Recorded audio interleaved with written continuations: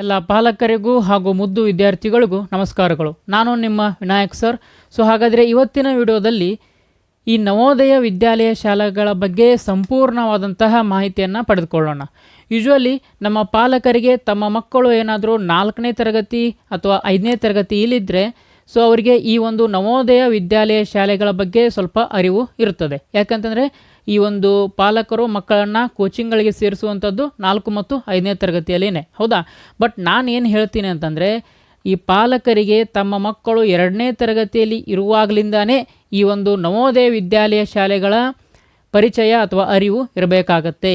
ಯಾಕೆ ನಾನು ಹೀಗೆ 2ನೇ ತರಗತಿಯಿಂದನೇ ಅರಿವು ಇರಬೇಕು ಅಂತ ಹೇಳ್ತಿದ್ದೀನಿ ಅಂತಂದರೆ, ಮುಂದೆ ನಿಮಗೆ ಹೋಗ್ತಾ ಹೋಗ್ತಾ ವಿಡಿಯೋದಲ್ಲಿ ಗೊತ್ತಾಗುತ್ತೆ. ಹಾಗಾದರೆ ವಿಡಿಯೋದಲ್ಲಿ ಏನೇನೆಲ್ಲ ನೋಡೋಣ ಅಂತಂದರೆ, ಈ ಒಂದು ನವೋದಯ ವಿದ್ಯಾಲಯ ಶಾಲೆಗಳು ಪ್ರೈವೇಟ್ ಶಾಲೆಗಳ ಅಥವಾ ಗೋರ್ಮೆಂಟ್ ಶಾಲೆಗಳ, ಈ ಒಂದು ಸಿಲೆಬಸ್ ಯಾವ ರೀತಿಯಾಗಿರುತ್ತೆ, CBSEನ ಅಥವಾ ಸ್ಟೇಟ್ ಸಿಲೆಬಸ್ಸ, ಆಮೇಲೆ ಯಾರು ಈ ಒಂದು ನವೋದಯ ವಿದ್ಯಾಲಯ ಶಾಲೆಗಳಿಗೆ ಅಡ್ಮಿಷನ್ ಮಾಡಿಸ್ಬೋದು ಅಥವಾ ಅಪ್ಲಿಕೇಶನನ್ನು ಹಾಕ್ಬೋದು, ಆಮೇಲೆ ಈ ಒಂದು ನಮ್ಮ ಕರ್ನಾಟಕದಲ್ಲಿ ಒಟ್ಟಾರೆಯಾಗಿ ಎಷ್ಟು ನವೋದಯ ವಿದ್ಯಾಲಯ ಶಾಲೆಗಳು ಇದ್ದಾವೆ ಅದನ್ನು ಸಹ ನೋಡೋಣ. ಆಮೇಲೆ ವೆರಿ ಇಂಪಾರ್ಟೆಂಟ್ ರಿಸರ್ವೇಷನ್. ರಿಸರ್ವೇಷನ್ ಯಾವ ರೀತಿ ಇದೆ ಅಂತ ಅದನ್ನು ಸಹ ನೋಡೋಣ. ರಿಸರ್ವೇಷನ್ ಅಂತಂದರೆ OBC ಆಗಿರ್ಬೋದು, SC ST ಆಗಿರ್ಬೋದು, ಗ್ರಾಮೀಣ ಪ್ರದೇಶ ಆಗಿರ್ಬೋದು ಅಥವಾ ಅರ್ಬನ್ ಪ್ರದೇಶ, ಇದಕ್ಕೆಲ್ಲ ಸ್ವಲ್ಪ ರಿಸರ್ವೇಷನ್ ಇದೆ ನವೋದಯ ವಿದ್ಯಾಲಯ ಶಾಲೆಗಳಲ್ಲಿ. ಅದು ಎಷ್ಟೆಷ್ಟಿದೆ ಮೇನ್ ಇಂಪಾರ್ಟೆಂಟ್. ಭಾಳಷ್ಟು ಪಾಲಕರು ಇದರಲ್ಲೇ ತಪ್ಪು ಮಾಡ್ತೀರಾ. ಅದರ ಬಗ್ಗೆ ನೋಡೋಣ. ಆಮೇಲೆ ಈ ಪರೀಕ್ಷೆ ಎಕ್ಸಾಮ್ ಪ್ಯಾಟರ್ನ್ ಹೇಗಿರುತ್ತೆ ಅದನ್ನು ಸಹ ನೋಡೋಣ. ಆಮೇಲೆ ಪ್ರವೇಶದ ಸಮಯದಲ್ಲಿ ಅಡ್ಮಿಷನ್ ಮಾಡಿಸುವಾಗ ನಿಮಗೆ ಯಾವ್ಯಾವ ದಾಖಲಾತಿಗೆ ಇರಬೇಕು. ಒಂದೇ ಒಂದು ಡಾಕ್ಯುಮೆಂಟ್ ಮಿಸ್ ಆದರೂ ಸಹ ನಿಮ್ಮ ವಿದ್ಯಾರ್ಥಿಯ ಅಥವಾ ಮಗುವಿನ ಅಡ್ಮಿಷನ್ ಕ್ಯಾನ್ಸಲ್ ಆಗುತ್ತೆ, ಹೌದಾ? ಭಾಳಷ್ಟು ಪಾಲಕರು ವರ್ಷಾನುಗಟ್ಟಲೆ ಅವರಿಗೆ ಕೋಚಿಂಗ್ ಕೊಟ್ಟು ಎಲ್ಲ ಕಲಿಸಿರ್ತಾರೆ, ಮಕ್ಕಳು ಸಹ ಪಾಸ್ ಆಗಿರ್ತವೆ. ಆದರೆ ಜಸ್ಟ್ ಒಂದೇ ಒಂದು ಸ್ಮಾಲ್ ಮಿಸ್ಟೇಕಿಂದ ಯಾವುದಾದ್ರೂ ದಾಖಲಾತಿ ಇಲ್ಲ ಅಂತಂದರೆ ಅಥವಾ ಯಾವುದಾದ್ರೂ ತಪ್ಪಾಗಿ ಅಪ್ಲಿಕೇಶನ್ ಹಾಕುವಾಗ ಎಂಟರ್ ಮಾಡಿದರೆ ಮಿಸ್ಟೇಕ್ ಆಗುತ್ತೆ, ಹೌದಾ? ಅವರ ಅಡ್ಮಿಷನನ್ನೇ ಕ್ಯಾನ್ಸಲ್ ಮಾಡ್ತಾರೆ. ಆಮೇಲೆ ಇನ್ನೊಂದು ವೆರಿ ಇಂಪಾರ್ಟೆಂಟ್, ಈ ಒಂದು ನವೋದಯ ವಿದ್ಯಾಲಯ ಎಕ್ಸಾಮನ್ನು ಪಾಸ್ ಆಗಲಿಕ್ಕೆ ಕೋಚಿಂಗ್ ಅವಶ್ಯಕತೆ ಇದೇನಾ ಇಲ್ವಾ ಇದನ್ನು ಸಹ ನೋಡೋಣ. ಹಾಗಾದರೆ ಈಗ ಸ್ಕ್ರೀನ್ ಮೇಲೆ ನೋಡ್ತಾ ಹೋಗೋಣ. ಈ ನವೋದಯ ವಿದ್ಯಾಲಯ ಶಾಲೆಗಳು, ನಿಮ್ಮ ಮಗುವಿಗೆ ಏನಾದರೂ CBSE ಶಾಲೆ ಇರಬೇಕು, ಆಮೇಲೆ ಹಾಸ್ಟೆಲ್ ಇರಬೇಕು, ಆಮೇಲೆ ಎವ್ರಿಥಿಂಗ್ ಫ್ರೀ ಇರಬೇಕು. ಇಂಥ ಫೆಸಿಲಿಟಿಗಳನ್ನು ಕೊಡುತ್ತಿರುವಂತಹ ಭಾರತದ ಏಕೈಕ ಶಾಲೆ ಅಂತಲೇ ಹೇಳ್ಬೋದು. ಯಾವುದು ಅಂತ ಅಂದರೆ ಈ ಒಂದು ನವೋದಯ ವಿದ್ಯಾಲಯ ಶಾಲೆಗಳು. ಹಾಗಾದರೆ ಇದ್ರ ಬಗ್ಗೆ ತಿಳ್ಕೊಳ್ತಾ ಹೋಗೋಣ ಈಗ. ನೋಡ್ಬೋದು ನೀವಿಲ್ಲಿ ಈ ನವೋದಯ ವಿದ್ಯಾಲಯ ಶಾಲೆ ಅಂದರೆ ಏನು ಅಂತ ಅಂದರೆ, ಮೊದಲನೇದಾಗಿ ಈ ಒಂದು ನವೋದಯ ವಿದ್ಯಾಲಯ ಶಾಲೆಗಳನ್ನ ನಮ್ಮ ಭಾರತ ಸರ್ಕಾರ ನಡೆಸುವಂಥದ್ದು. ಹಾಗಾದರೆ ಇದು ಗೋರ್ಮೆಂಟ್ ಶಾಲೆ ಆಯಿತು. ನೆಕ್ಸ್ಟ್ ಈ ಒಂದು ಶಾಲೆಗೆ ಅಡ್ಮಿಷನನ್ನು ನೀವು ಹೇಗೆ ಪಡೆದುಕೊಳ್ಬೋದು ಅಂತ ಅಂದರೆ, 6ನೇ ತರಗತಿಗೆ ನೀವು ಅಡ್ಮಿಷನನ್ನು ಪಡೆದುಕೊಳ್ಬೋದು. ಅಂದರೆ 6ರಿಂದ 12ನೇ ತರಗತಿವರೆಗೂ ಈ ಒಂದು ಶಾಲೆ ಇರುತ್ತೆ. ನೆಕ್ಸ್ಟ್ ಇದರಲ್ಲಿ ಶಿಕ್ಷಣ ಉಚಿತ, ಊಟ ಉಚಿತ, ವಸತಿ ಮತ್ತು ಪುಸ್ತಕಗಳು ಎಲ್ಲ ಉಚಿತ. ನೀವು ಎಂಟರ್ ಆದರೆ ಈ ಒಂದು ಶಾಲೆಗೆ ಎಲ್ಲ ಸಹ ಉಚಿತ. ಆಮೇಲೆ 12ನೇ ತರಗತಿ ಏನು ಹೊರಗಡೆ ಬರ್ತೀರಾ ಅಥವಾ 10ನೇ ತರಗತಿಗೆ ನೀವು ಹೊರಗಡೆ ಬರ್ತೀರಾ, ಆವಾಗಲೂ ಸಹ ಈ ಒಂದು ನವೋದಯ ವಿದ್ಯಾಲಯ ಶಾಲೆಗಳು ಈ ಒಂದು ಪಾಲಕರಿಂದ 1 ರೂಪಾಯಿಯನ್ನು ಖರ್ಚು ಮಾಡಿಸಲಾರದೆ ಆವಾಗಲೂ ಸಹ ಫ್ರೀಯಲ್ಲೇ ಎಜುಕೇಷನ್ ಪಡೆಯುವಂಥದ್ದು. ಯಾಕಂದರೆ ಕ್ವಾಲಿಟಿ ಆಫ್ ಎಜುಕೇಷನ್ ಆ ರೀತಿ ಈ ಒಂದು ನವೋದಯ ವಿದ್ಯಾಲಯ ಶಾಲೆಗಳಲ್ಲಿ ಇರುತ್ತದೆ. ನೆಕ್ಸ್ಟ್ ಆನಂತರ ಈ ಸಿಲೆಬಸ್ ಯಾವುದಿರುತ್ತೆ ಅಂತಂದರೆ ಇಲ್ಲಿ CBSE ಸಿಲೆಬಸ್ ಇರುವಂಥದ್ದು. ಯೂಶ್ವಲಿ ನಮ್ಮ ಕರ್ನಾಟಕದಲ್ಲಿ ಸ್ಟೇಟ್ ಬೋರ್ಡ್ ಸಿಲೆಬಸ್ ಇರುತ್ತೆ ಬೇರೆ ಶಾಲೆಗಳಲ್ಲಿ, ಹೌದಾ? ನಮ್ಮ ಕರ್ನಾಟಕ ಸರ್ಕಾರ ನಡೆಸುವಂಥದ್ದು. ಆದರೆ ಇದು CBSE ಸಿಲೆಬಸ್ ಇರುವಂಥದ್ದು. ಆಮೇಲೆ 8ನೇ ತರಗತಿ ತನಕ ನಮ್ಮ ಮಾತೃಭಾಷೆಯಲ್ಲೇ ಮಕ್ಕಳು ಕಲಿಬೋದು. ಅಂದರೆ ಕನ್ನಡದಲ್ಲೇ ಕಲಿತಾರೆ. CBSE ಸಿಲೆಬಸ್ ಇರುತ್ತೆ, ಅಂದರೆ ಕನ್ನಡ ಸಹ ಒಂದು ಸಬ್ಜೆಕ್ಟ್ ಇರುವಂಥದ್ದು. ಆನಂತರ ಏನಾಗುತ್ತೆ, ಇಂಗ್ಲೀಷ್ ಮತ್ತು ಹಿಂದಿಯಲ್ಲಿ ಮಕ್ಕಳು ಕಲಿಯುವಂಥದ್ದು. ಆಮೇಲೆ ಇದರ ಮುಖ್ಯ ಉದ್ದೇಶ ಏನು ಅಂತ ಅಂದರೆ, ಗ್ರಾಮೀಣ ಪ್ರತಿಭಾವಂತ ಮಕ್ಕಳಿಗೆ ಉತ್ತಮ ಶಿಕ್ಷಣವನ್ನು ನೀಡುವಂಥದ್ದು. ಮೇನ್ ಇಂಪಾರ್ಟೆಂಟ್ ಗ್ರಾಮೀಣ ಪ್ರದೇಶದಲ್ಲೇ ಯಾಕೆ ಇವರು ಒತ್ತು ನೀಡ್ತಿದ್ದಾರೆ ಅಂತಂದರೆ, ಈ ಒಂದು ಸಿಟಿಯಲ್ಲಿರುವಂತಹ ವಿದ್ಯಾರ್ಥಿಗಳಿಗೆ ಯೂಶ್ವಲಿ ಒಳ್ಳೆ ಶಾಲೆಗಳು ಸಿಗುತ್ತೆ, ಹೌದಾ? ಆದರೆ ಗ್ರಾಮೀಣ ಪ್ರದೇಶದ ವಿದ್ಯಾರ್ಥಿಗಳು ಉತ್ತಮವಾದಂತಹ ಕ್ವಾಲಿಟಿ ಎಜುಕೇಷನಿಂದ ವಂಚಿತರಾಗ್ತಿದ್ದಾರೆ. ಹಾಗಾಗಿ ಇವರ ಮುಖ್ಯ ಉದ್ದೇಶ ಗ್ರಾಮೀಣ ವಿದ್ಯಾರ್ಥಿಗಳಿಗೆ ಒಂದು ಒಳ್ಳೆಯ ಶಿಕ್ಷಣವನ್ನು ನೀಡುವಂಥದ್ದು. ಓಕೆ, ಆಮೇಲೆ ನೆಕ್ಸ್ಟ್ ಮುಂದೆ ನೋಡೋಣ. ಆಮೇಲೆ ವೆರಿ ಇಂಪಾರ್ಟೆಂಟ್, ಇದರಲ್ಲಿ ಇನ್ನೊಂದು ಈ ಒಂದು ನವೋದಯ ವಿದ್ಯಾಲಯ ಶಾಲೆಗಳ ವಿಶೇಷತೆ ಏನು ಅಂತಂದರೆ, ವಿದ್ಯಾರ್ಥಿಗಳು 9ನೇ ತರಗತಿಗೆ ಬಂದ ನಂತರ ಭಾರತದ ಬೇರೆ ರಾಜ್ಯಗಳಲ್ಲಿ ಇರುವಂತಹ ಈ ಒಂದು ನವೋದಯ ವಿದ್ಯಾಲಯ ಶಾಲೆಗಳಿಗೆ ಟ್ರಾನ್ಸ್ಫರನ್ನು ತೆಗೆದುಕೊಳ್ಬೋದು. ಅಂದರೆ ಇದರಿಂದ ಏನಾಗುತ್ತೆ, ನಮ್ಮ ದೇಶದಲ್ಲಿ ಈ ಒಂದು ಮಕ್ಕಳು ಏನಿದ್ದಾರೆ ಅವರಲ್ಲಿ ಏಕತೆಯನ್ನು ಹುಟ್ಟುಹಾಕುವಂಥದ್ದು. ಅಂದರೆ ಬೇರೆ ರಾಜ್ಯಕ್ಕೆ ಹೋದರೆ ಅಲ್ಲಿಯ ಭಾಷೆಯನ್ನು ಕಲಿತಾರೆ, ಅಲ್ಲಿಯ ಸಂಸ್ಕೃತಿಯನ್ನು ಕಲಿತಾರೆ, ಅಲ್ಲಿಯ ಶಾಲಾ ಆಡಳಿತವನ್ನು ಕಲಿತಾರೆ, ಹೌದಾ. ಸೊ ಕಮ್ಯುನಿಕೇಷನ್ ಸ್ಕಿಲ್ಸ್ ಡೆವಲಪ್ ಆಗುತ್ತೆ ಅವ್ರದ್ದು. ಈ ರೀತಿಯಾಗಿ ಒಟ್ಟಾರೆಯಾಗಿ ಅವರ ಸರ್ವತೋಮುಖ ಬೆಳವಣಿಗೆ ಆಗುವಂಥದ್ದು. ಓಕೆ, ಸೊ ಈ ಒಂದು ಫೆಸಿಲಿಟಿ ನವೋದಯ ವಿದ್ಯಾಲಯ ಶಾಲೆಗಳಲ್ಲಿ ಇರುವಂಥದ್ದು. Next eligibility. ಓಕೆ, ಸೊ ಹಾಗಾದರೆ ಇದಕ್ಕೆ ಈ ಒಂದು ಎಕ್ಸಾಮ್ಗೆ ಯಾರೆಲ್ಲ ಅಪ್ಲಿಕೇಶನ್ ಹಾಕ್ಬೋದು, ಯಾವ ವಿದ್ಯಾರ್ಥಿಗಳು ಎಷ್ಟು ವಯಸ್ಸಿನಲ್ಲಿ ಅಪ್ಲಿಕೇಶನ್ ಹಾಕ್ಬೋದು ಅಥವಾ ಯಾವ ತರಗತಿಯಿಂದ ಅಪ್ಲಿಕೇಶನ್ ಹಾಕ್ಬೋದು ಅಂತ ನೋಡೋದಾದರೆ, ಈಗ ಪ್ರಸ್ತುತವಾಗಿ 5ನೇ ತರಗತಿ ಓದುತ್ತಿರಬೇಕು ಅವರು. ಓಕೆ, ಸೊ 5ನೇ ತರಗತಿಯಲ್ಲಿ ಓದ್ತಿರಬೇಕು. 5ನೇ ತರಗತಿಯಲ್ಲಿ ಓದ್ತಿರಬೇಕು. ಆ ನಂತರ ಈಗೇನು ಆ 5ನೇ ತರಗತಿ ಮುಗಿಸಿದ ನಂತರ 6ನೇ ತರಗತಿಗೆ ಅಡ್ಮಿಷನ್ ತೊಗೊಳ್ತಾರೆ. ಆವಾಗ ಎಕ್ಸಾಮನ್ನು ಬರೆದು ಅವರು 6ನೇ ತರಗತಿಯ ನವೋದಯ ವಿದ್ಯಾಲಯ ಶಾಲೆಗಳಲ್ಲಿ ಅಡ್ಮಿಷನನ್ನು ತೆಗೆದುಕೊಳ್ಳುವಂಥದ್ದು. ಓಕೆ, ಆ ನಂತರ ಇಲ್ಲೇನು ಹೇಳಿದ್ದೇನೆ ಅಂತಂದರೆ, ಅದೇ ಜಿಲ್ಲೆಯ ಶಾಲೆಯಲ್ಲಿ ಓದುತ್ತಿರಬೇಕು. ಫಾರ್ ಎಕ್ಸಾಂಪಲ್, ಈಗ ವಿದ್ಯಾರ್ಥಿ 5ನೇ ತರಗತಿಯನ್ನು ಧಾರವಾಡ ಜಿಲ್ಲೆಯಲ್ಲಿ ಓದ್ತಿದ್ದಾನೆ ಅಂತಂದರೆ, ಧಾರವಾಡ ಜಿಲ್ಲೆಯಲ್ಲಿ ಇರುವಂತಹ ನವೋದಯ ವಿದ್ಯಾಲಯ ಶಾಲೆಗೇ ಅವನು ಅಡ್ಮಿಷನನ್ನು ತೆಗೆದುಕೊಳ್ಬೋದು. ಓಕೆ, ಧಾರವಾಡದಲ್ಲಿ ಈಗ 5ನೇ ತರಗತಿ ಓದ್ತಾ ಇದ್ದು ಬೆಳಗಾವಿ ಜಿಲ್ಲೆಯಲ್ಲಿರುವಂತಹ ನವೋದಯ ವಿದ್ಯಾಲಯ ಶಾಲೆಗೆ ಅಡ್ಮಿಷನನ್ನು ತೆಗೆದುಕೊಳ್ತೀನಿ ಅಂತಂದರೆ ಸಾಧ್ಯ ಇಲ್ಲ. ಸೊ ಅದೇ ಜಿಲ್ಲೆಯಲ್ಲಿ ಓದ್ತಾ ಇರಬೇಕು. ಆಮೇಲೆ repeat students not allowed. Okay, already ಈಗ ಒಂದು ಸಲ ನವೋದಯ ಎಕ್ಸಾಮ್ ಬರೆದಿದ್ದಾನೆ ಸರ್, ಇನ್ನೊಮ್ಮೆ ನವೋದಯ ಎಕ್ಸಾಮ್ ಬರಿಬೋದಾ? ಇಲ್ಲ. ಓಕೆ, ಸೊ ಇದಕ್ಕೆ ಅವಕಾಶ ಇಲ್ಲ. ನೆಕ್ಸ್ಟ್ ಇಂಪಾರ್ಟೆಂಟ್ ರೂಲ್ಸ್ ಅಂತ ಹೇಳಿದೆ ನೋಡಿ. ಇಲ್ಲಿ ಈ ಒಂದು ಡಿಸ್ಟಿಕ್ಕನ್ನು ಚೇಂಜ್ ಮಾಡುವಂತಿಲ್ಲ. ಓಕೆ, ಸೊ ಆಮೇಲೆ ಸೇಮ್ ಡಿಸ್ಟಿಕ್ನಲ್ಲಿ ಮಾತ್ರ ಅಡ್ಮಿಷನ್ ಪಡೆಯುವಂಥದ್ದು. ಓಕೆ, ನೀವೇನಾದರೂ ಮುಂದೆ ನೋಡೋಣ, ಈಗ ಅಪ್ಲಿಕೇಶನಲ್ಲಿ ನಮಗೆ ಯಾವ ಜಿಲ್ಲೆ ಬೇಕು ಅದನ್ನ ಸೆಲೆಕ್ಟ್ ಮಾಡ್ಕೊಂಡು ಅಪ್ಲಿಕೇಶನ್ ಹಾಕೋಣ, ಎಕ್ಸಾಮ್ ಬರೆಸ್ಬಿಡೋಣ ಅಂತ ಅಂದ್ಕೊಂಡಿದ್ರೆ ಅವ್ರು ಪಾಸ್ ಆದರೂ ಸಹ ಅವ್ರ ಎಕ್ಸಾಮ್ ಅಡ್ಮಿಷನ್ ಕ್ಯಾನ್ಸಲ್ ಆಗುವಂಥದ್ದು. ಸೊ ಹಾಗಾಗಿ ಅಪ್ಲಿಕೇಶನ್ ಹಾಕುವಾಗ ತುಂಬ ಜಾಗರೂಕತೆಯಿಂದ ಅಪ್ಲಿಕೇಶನನ್ನು ಹಾಕಬೇಕು. ನೆಕ್ಸ್ಟ್, ನಮ್ಮ ಕರ್ನಾಟಕದಲ್ಲಿ ಎಷ್ಟು ನವೋದಯ ವಿದ್ಯಾಲಯ ಶಾಲೆಗಳು ಇದ್ದಾವೆ ಅಂತ ನೋಡೋದಾದರೆ, ಪ್ರತಿ ಜಿಲ್ಲೆಗೆ ಒಂದೊಂದು ನವೋದಯ ವಿದ್ಯಾಲಯ ಶಾಲೆಗಳು ಇರುವಂಥದ್ದು. ಸೊ ಒಟ್ಟಾರೆಯಾಗಿ 31 ನವೋದಯ ವಿದ್ಯಾಲಯ ಶಾಲೆಗಳು ಇದ್ದಾವೆ. ಸೊ ಯಾವ ಜಿಲ್ಲೆಯಲ್ಲಿ ಈ ಒಂದು ಗ್ರಾಮೀಣ ಪ್ರದೇಶದ ಮಕ್ಕಳ ಸಂಖ್ಯೆ ಅಥವಾ ಗ್ರಾಮೀಣ ಪ್ರದೇಶದ ಜನರ ಸಂಖ್ಯೆ ಹೆಚ್ಚಿಗೆ ಇರುತ್ತೋ, ಸೊ ಅಲ್ಲಿ ಕೆಲವೊಂದು ಸ್ಪೆಷಲ್ ಶಾಲೆಗಳನ್ನ ಅಂತ ಕೊಡ್ತಾರೆ. ಸೊ ಈಗ ಸದ್ಯಕ್ಕೆ ನೋಡೋದಾದರೆ ನಮ್ಮ ಕರ್ನಾಟಕದಲ್ಲಿ 31 ನವೋದಯ ವಿದ್ಯಾಲಯ ಶಾಲೆಗಳು ಇರುವಂಥದ್ದು. ಓಕೆ, ಸೊ ನೆಕ್ಸ್ಟ್ ಈ ಎಕ್ಸಾಮ್ ಯಾವಾಗ ಬರುತ್ತೆ ಸರ್ ಅಂತ ನೋಡೋದಾದರೆ, ಸೊ ಅಪ್ಲಿಕೇಶನ್ ಯಾವಾಗಿಂದ ಸ್ಟಾರ್ಟ್ ಆಗುತ್ತೆ ಅಂತ ನೋಡೋದಾದರೆ ಯೂಶ್ವಲಿ ಜುಲೈ ತಿಂಗಳಿನಲ್ಲಿ ಬರಬಹುದು. ಓಕೆ, ಸೊ ಇವಾಗ ಏಪ್ರಿಲು, ಸೊ ಜುಲೈ ತಿಂಗಳಲ್ಲಿ ಈ ಒಂದು ಅಪ್ಲಿಕೇಶನ್ನ ಕರಿಬೋದು. ಓಕೆ, ಸೊ ನಮ್ಮ ಚಾನಲನ್ನು ಸಬ್ಸ್ಕ್ರೈಬ್ ಮಾಡಿ ಇಟ್ಕೊಂಡಿರಿ. ಆಮೇಲೆ ನಮ್ಮ ವಾಟ್ಸಪ್ ಗ್ರೂಪ್ನ ಲಿಂಕನ್ನು ಕೊಡ್ತೀನಿ. ಸೊ ಅದರಲ್ಲಿ ಇದರ ಅಪ್ಡೇಟ್ಸ್ಗಳು ನಿಮಗೆ ಸಿಗ್ತಾ ಹೋಗುತ್ತೆ. ಸೊ ಅಪ್ಲಿಕೇಶನ್ ಕಾಲ್ ಆದಾಗ ನೀವು ತಪ್ಪದೇ ಅಪ್ಲಿಕೇಶನನ್ನು ಹಾಕ್ಬೋದು. ಓಕೆ, ಸೊ ಆಮೇಲೆ ಎಕ್ಸಾಮ್ ಡೇಟ್ ಯಾವಾಗಿರ್ಬೋದು ಅಂತಂದರೆ ಡಿಸೆಂಬರ್ನಲ್ಲಿ ಈ ಒಂದು ಎಕ್ಸಾಮ್ಗಳು ನಡೆಯುವಂಥದ್ದು. ಓಕೆ, ಸೊ ಸ್ವಲ್ಪ ಡೇಟ್ ಅಥವಾ ತಿಂಗಳುಗಳು ಹಿಂದೆ ಮುಂದೆ ಆಗ್ಬೋದು, ಆದರೆ ಯೂಶ್ವಲಿ ಇದೇ ಒಂದು ತಿಂಗಳುಗಳು ಇರ್ತವೆ. ಆ ನಂತರ ಎಕ್ಸಾಮ್ ಸಮಯ 11:30 1:30. ಓಕೆ, ಇದು ಅವಾಗ ಅಪ್ಲಿಕೇಶನ್ ಕರೆದಾಗ ನಾನು ಇಲ್ಲಿ ಮತ್ತೊಮ್ಮೆ ಹೇಳ್ತೇನೆ. ಆಮೇಲೆ ರಿಸಲ್ಟ್ ಮಾರ್ಚ್ ತಿಂಗಳಿನಲ್ಲಿ ಬರುವಂಥದ್ದು. ಮಾರ್ಚ್ ಅಂತಂದರೆ 2026 ಆಗಿದೆ ಇಲ್ಲಿ. ಸೊ 2027. ಓಕೆ, ಸೊ 2027 ಅಂದರೆ ಮುಂದಿನ ವರ್ಷ ಮಾರ್ಚ್ನಲ್ಲಿ ಈ ಒಂದು ಅಪ್ಲಿಕೇಶನ್ ಎಕ್ಸಾಮ್ ರಿಸಲ್ಟ್ ಬರುವಂಥದ್ದು. Next very very important, reservation. Okay, so ಯಾವ ಕ್ಯಾಟಗರಿಗೆ ಯಾವ ಜಾತಿಗಳಿಗೆ ಎಷ್ಟೆಷ್ಟು ರಿಸರ್ವೇಷನ್ ಇದೆ ಅಂತ ನೀವು ಭಾಳ ಕೇರ್ಫುಲ್ಲಾಗಿ ನೋಡ್ಕೊಳ್ಳುವಂಥದ್ದು. ಓಕೆ, ಮೊದಲನೇದಾಗಿ ರೂರಲ್ ರಿಸರ್ವೇಷನ್ ಅಂದರೆ ಗ್ರಾಮೀಣ ವಿದ್ಯಾರ್ಥಿಗಳಿಗೆ ಎಷ್ಟು ಈ ಒಂದು ರಿಸರ್ವೇಷನ್ ಇದೆ ಅಂತಂದರೆ, ಸೊ ಮೊದಲಿಗೆ ಹೇಳಿದ್ದೆ ಈ ಒಂದು ಶಾಲೆಗಳು ಗ್ರಾಮೀಣ ವಿದ್ಯಾರ್ಥಿಗಳಿಗೆ ಬಹಳಷ್ಟು ಒತ್ತನ್ನು ನೀಡುವಂಥದ್ದು. ಸೊ ಅದಕ್ಕಾಗಿ 75% ಸೀಟ್ಗಳನ್ನು ಗ್ರಾಮೀಣ ಪ್ರದೇಶದ ವಿದ್ಯಾರ್ಥಿಗಳಿಗೆ ನೀಡುವಂಥದ್ದು. ಅಂದರೆ ಫಾರ್ ಎಕ್ಸಾಂಪಲ್ ಇವಾಗ 100 ವಿದ್ಯಾರ್ಥಿಗಳನ್ನು ಈ ಒಂದು ಅಡ್ಮಿಷನ್ ಪಡ್ಕೊಳ್ತಾರೆ ಅಂತಂದರೆ ಅದರಲ್ಲಿ 75 ವಿದ್ಯಾರ್ಥಿಗಳು ಗ್ರಾಮೀಣ ಪ್ರದೇಶದ ವಿದ್ಯಾರ್ಥಿಗಳು ಇರ್ತಾರೆ. ಓಕೆ, ನೆಕ್ಸ್ಟ್ ಇನ್ನು ಕ್ಯಾಟಗರಿ ವೈಸ್ ನೋಡೋದಾದರೆ OBC ರಿಸರ್ವೇಷನ್ ನೋಡೋಣ. ಸೊ OBC 27% ರಿಸರ್ವೇಷನ್ ಇರುವಂಥದ್ದು. ಸೊ 27% ಅಂತಂದರೆ ನೋಡ್ರಿ ಇಲ್ಲಿ ಸೆಂಟ್ರಲ್ OBC ಲಿಸ್ಟ್ ಮಾತ್ರ ಅಂತ ಹೇಳಿದ್ದಾರೆ. ಅಂದರೆ ಕೆಲವೊಂದಿಷ್ಟು ಕಾಸ್ಟ್ಗಳನ್ನು ನಮ್ಮ ಕರ್ನಾಟಕದಲ್ಲಿ OBC ಕ್ಯಾಟಗರಿ ಅಂತ ಕನ್ಸಿಡರ್ ಮಾಡ್ತಾರೆ.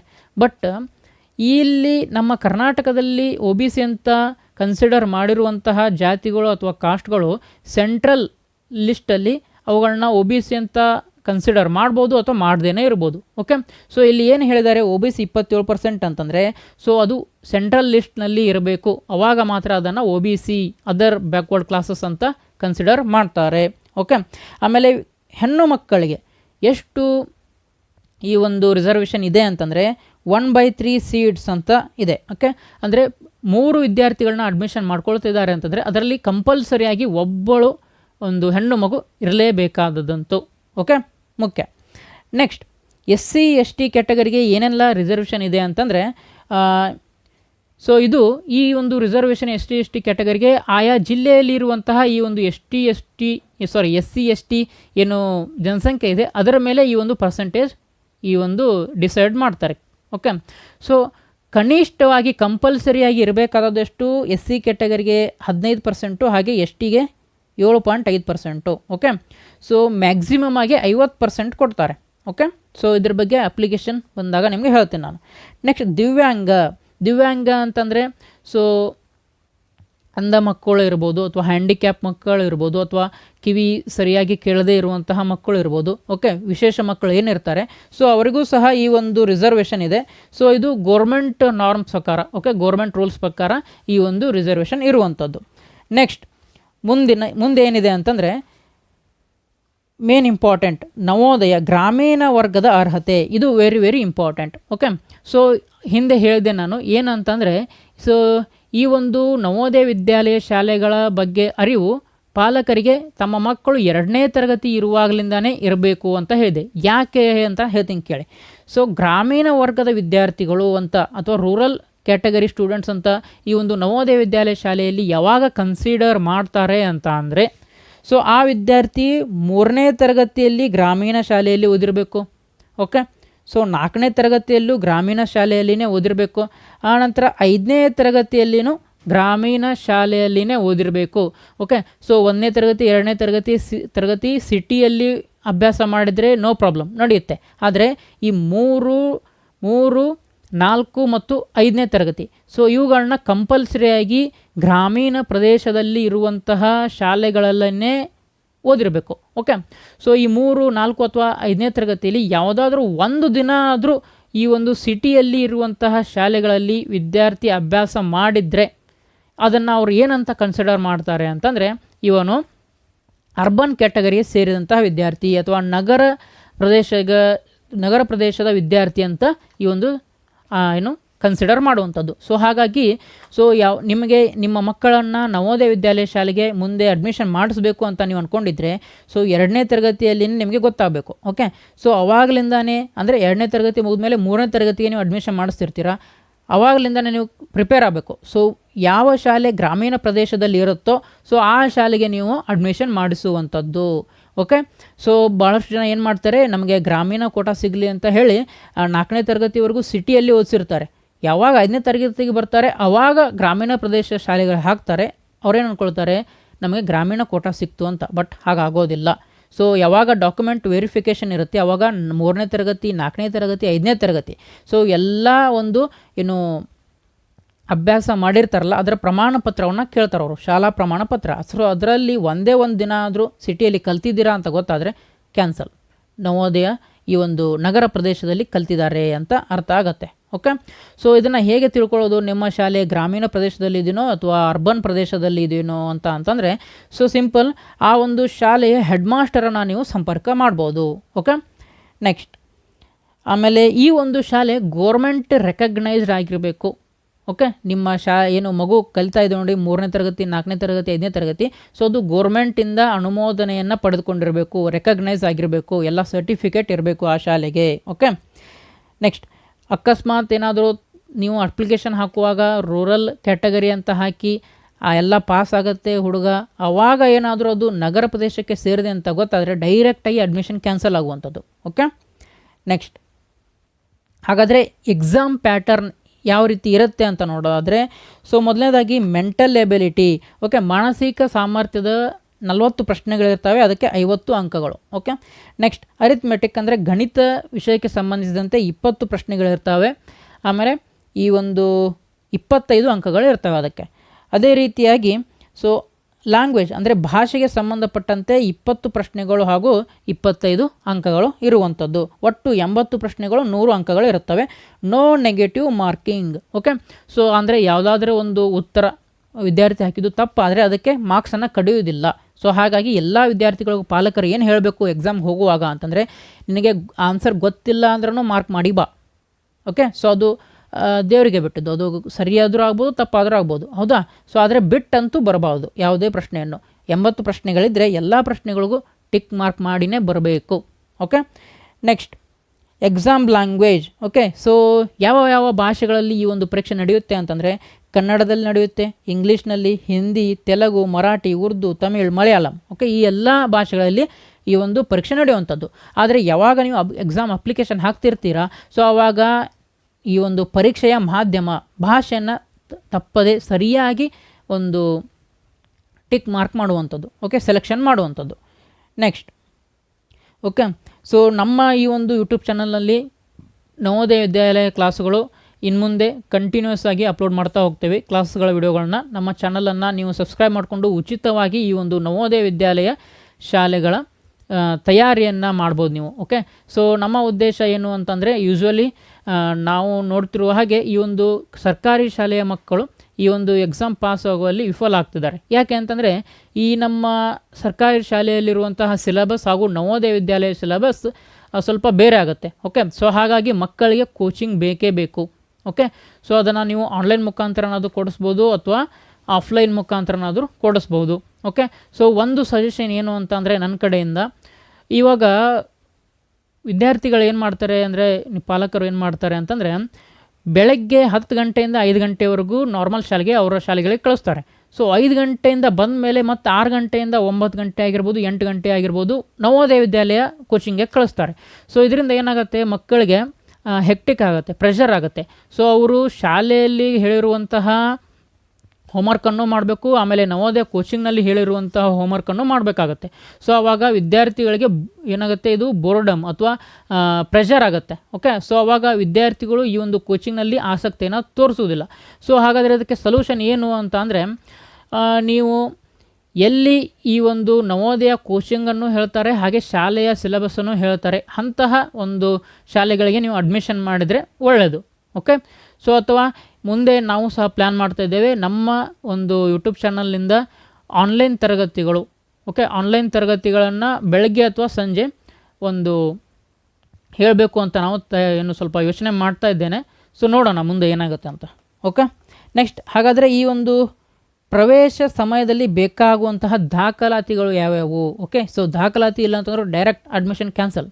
ಓಕೆ, ಸೊ ನೋಡೋಣ ಏನೇನೆಲ್ಲ ಅಂತಂದರೆ, ಜನನ ಪ್ರಮಾಣ ಪತ್ರ. ಓಕೆ, ಆನಂತರ ನಿವಾಸ ಪ್ರಮಾಣ ಪತ್ರ ಅಂದರೆ ರೆಸಿಡೆನ್ಸ್ ಸರ್ಟಿಫಿಕೇಟ್, ಅಂದರೆ ನೀವು ಅದೇ ಜಿಲ್ಲೆಯವರು ಹೌದೋ ಇಲ್ವೋ ಅಂತ ಏನು ಕನ್ಫರ್ಮ್ ಮಾಡ್ಕೊಳ್ಳಿಕ್ಕೆ ಆಧಾರ್ ಕಾರ್ಡ್ ಬೇಕು ವಿದ್ಯಾರ್ಥಿದು. ಆಮೇಲೆ ಶಾಲಾ ಅಧ್ಯಯನ ಪ್ರಮಾಣ ಪತ್ರ, ಇದು ಸಹ ವೆರಿ ವೆರಿ ಇಂಪಾರ್ಟೆಂಟ್. ಅಂದರೆ ಶಾಲಾ ಅಧ್ಯಯನ ಪ್ರಮಾಣ ಪತ್ರ ಯಾಕೆ ಅಂತ ಅಂದರೆ, ಆ ವಿದ್ಯಾರ್ಥಿ ಗ್ರಾಮೀಣ ಪ್ರದೇಶದಲ್ಲಿ ಓದಿದ್ದಾನೋ ಇಲ್ವೋ ಅಂತ ಖಚಿತ ಮಾಡಿಕೊಳ್ಳಲು. ಓಕೆ, ಆಮೇಲೆ ಜಾತಿ ಪ್ರಮಾಣ ಪತ್ರ, ಇದು ಸಹ very very important. So application ಹಾಕುವಾಗ OBC ಅಥವಾ SC ಅಥವಾ ST ಅಂತ ಅಪ್ಲಿಕೇಶನ್ ಹಾಕಿಬಿಟ್ಟಿರ್ತಾರೆ. ಸೊ ವಿದ್ಯಾರ್ಥಿ ಪಾಸ್ ಸಹ ಆಗ್ತಾನೆ, ಆದರೆ ಎಕ್ಸಾಮ್ ಪಾಸ್ ಆದಮೇಲೆ ಡಾಕ್ಯುಮೆಂಟ್ ವೆರಿಫಿಕೇಷನ್ ಏನಿರುತ್ತೆ ಸೊ ಅಲ್ಲಿ ವಿಫಲ ಆಗ್ತಾರೆ. ಯಾವಾಗ ಈ ನಿಮ್ಮ ಹತ್ರ ಸರ್ಟಿಫಿಕೇಟ್, ಈ ಒಂದು ಕಾಸ್ಟ್ ಸರ್ಟಿಫಿಕೇಟ್ ಇಲ್ಲ ಅಂತಂದರೆ ಡೈರೆಕ್ಟ್ ಅಡ್ಮಿಷನ್ ಕ್ಯಾನ್ಸಲ್ಲೇ.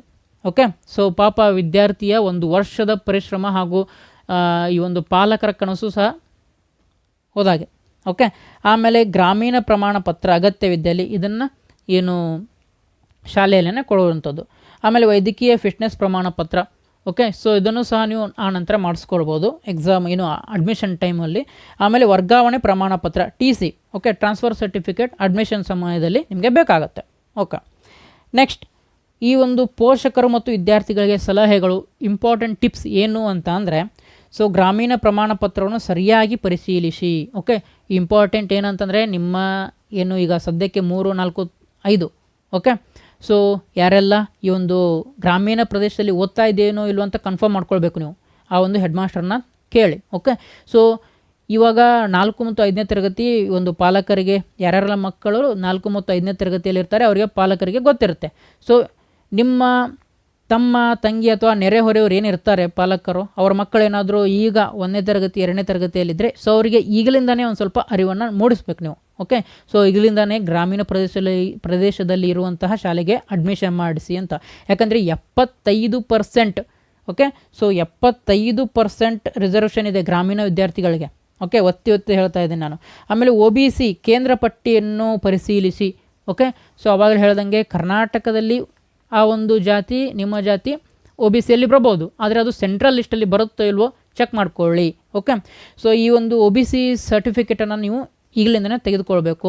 ಸೊ ಅದು ಹೇಗಿರುತ್ತೆ OBC ಸರ್ಟಿಫಿಕೇಟ್, ಅದರ ಪ್ಯಾಟರ್ನ್ ಅದನ್ನೆಲ್ಲ ನಿಮಗೆ ಮುಂದೆ ತೋರಿಸ್ತೀನಿ ನಾನು. ಓಕೆ, ಅರ್ಜಿ ನಮೂನೆಯನ್ನು ಗಮನದಿಂದ ಭರ್ತಿ ಮಾಡಿ. ಅಪ್ಲಿಕೇಶನ್ ಹಾಕುವಾಗ ವೆರಿ ವೆರಿ ಇಂಪಾರ್ಟೆಂಟ್. ಓಕೆ, ಭಾಷೆ ಆಯ್ಕೆಯನ್ನು ಜಾಗ್ರತೆಯಿಂದ ಆಯ್ಕೆ ಮಾಡಿ. ಓಕೆ, ಸೊ ಯಾಕಂದರೆ ಕನ್ನಡ ಮೀಡಿಯಂ ವಿದ್ಯಾರ್ಥಿಗಳು ಇರ್ತಾರ. ಸೊ ಅಪ್ಲಿಕೇಶನ್ ಹಾಕುವಾಗ ಅಪ್ಲಿಕೇಶನ್ ಏನು ಇದು ಸೈಬರ್ ಸೆಂಟರ್ ಅದು ಅಥವಾ ಕಂಪ್ಯೂಟರ್ ಅಂಗಡಿಯವರು ಇಂಗ್ಲೀಷ್ ಅಂತ ಹಾಕಿಬಿಟ್ರೆ ಎಲ್ಲ ಮಣ್ಣುಪಾಲು. ಯಾಕಂದರೆ ವಿದ್ಯಾರ್ಥಿ ಕನ್ನಡ ಮೀಡಿಯಮ್ ಆಗಿದ್ದರೆ ಇಂಗ್ಲೀಷ್ನಲ್ಲಿ ಪ್ರಶ್ನೆಗಳನ್ನ ಓದಿ ಅವನು ಹೇಗೆ ಈ ಒಂದು ಎಕ್ಸಾಮನ್ನು ಬರೀತಾನೆ, ಹೌದಲ್ವಾ? ವಿದ್ಯಾರ್ಥಿ ಶಾರ್ಪ್ ಇದ್ದರೂ ಸಹ ಸ್ವಲ್ಪ ತೊಂದರೆ ಆಗುತ್ತೆ ಅವನಿಗೆ. Okay, next. ಓಕೆ, ಇಲ್ಲಿವರೆಗೂ ನಾನು ಹೇಳಿದಂತಹ ಎಲ್ಲ ಮಾಹಿತಿಯನ್ನು ಈ ಒಂದು ಫೋಟೋದಲ್ಲಿ ನಾವು ನೀಡಿರುವಂಥದ್ದು. ಸೊ ಇದನ್ನು ಸ್ಕ್ರೀನ್ಶಾಟ್ ತೆಗೆದುಕೊಂಡು ಇಟ್ಕೊಂಡಿರಿ.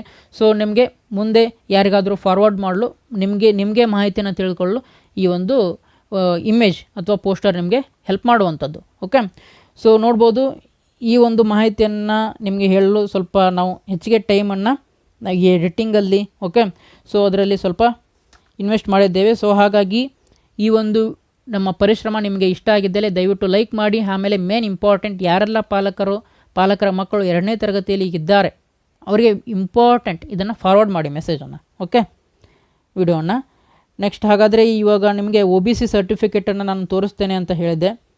ಓಕೆ, ಯಾವ ರೀತಿ ಇರುತ್ತೆ ಅಂತಂದರೆ OBC ಸರ್ಟಿಫಿಕೇಟ್ ಇದು ನವೋದಯ ವಿದ್ಯಾಲಯ ಗೈಡ್ಲೈನ್ಸಲ್ಲೇ ಹೇಳಿರುವಂಥದ್ದು.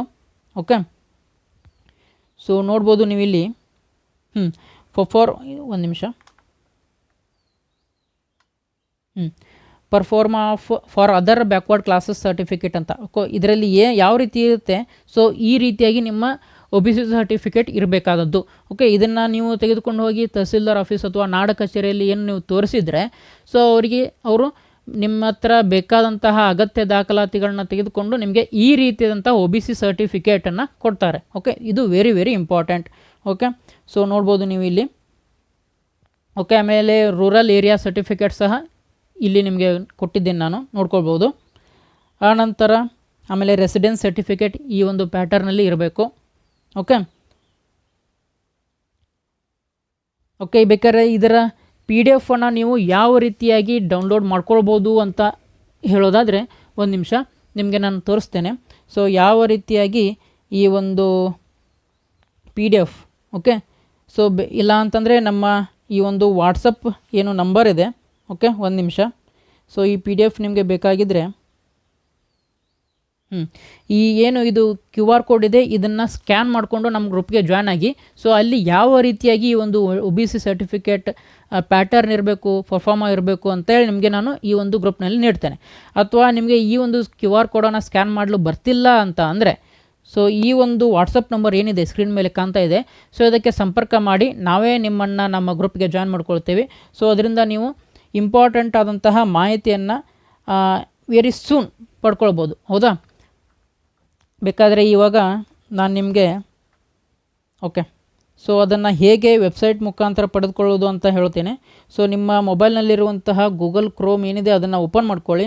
ಸೊ ಇಲ್ಲಿ ಏನಂತ ಸರ್ಚ್ ಮಾಡಿ ಅಂತಂದರೆ ಇಲ್ಲಿ ನವೋದಯ ವಿದ್ಯಾಲಯ ನೋಟಿಫಿಕೇಷನ್ ಅಂತ ಸರ್ಚ್ ಮಾಡ್ಕೊಳ್ಳಿ.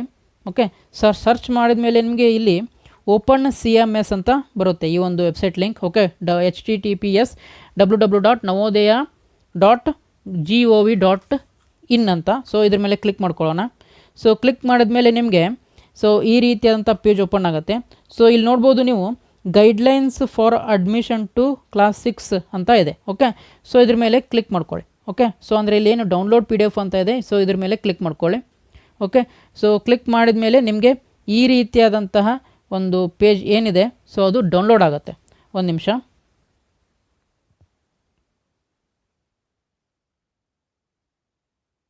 ಓಕೆ. ಸೊ ಈ ರೀತಿಯಾದಂಥ ಪೇಜ್ ಡೌನ್ಲೋಡ್ ಆಗುತ್ತೆ. ಇಲ್ಲಿ ಯಾವ ರೀತಿಯಾಗಿ ನಿಮ್ಮ OBC ಸರ್ಟಿಫಿಕೇಟ್ ಪ್ಯಾಟರ್ನ್ ಇರಬೇಕು ಅದೆಲ್ಲ ಕೊಟ್ಟಿದ್ದಾರೆ. For other backward classes. Okay. So ಆಮೇಲೆ rural area certificate. Okay. So ಆಮೇಲೆ residence certificate. Okay. So guidelines for resolving other discrepancies in case. Okay. So ಇದರೆಲ್ಲ ಎಲ್ಲ ಮಾಹಿತಿಯನ್ನು ಕೊಟ್ಟಿದ್ದಾರೆ. ಸೊ ಇದನ್ನು ನೀವು ಒಂದು ಸಲ ಓದ್ಕೊಳ್ಳಿ. ಓಕೆ.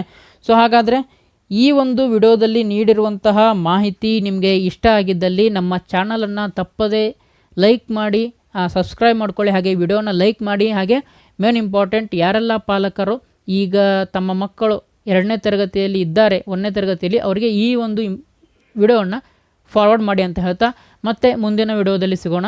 ಜೈ ಹಿಂದ್.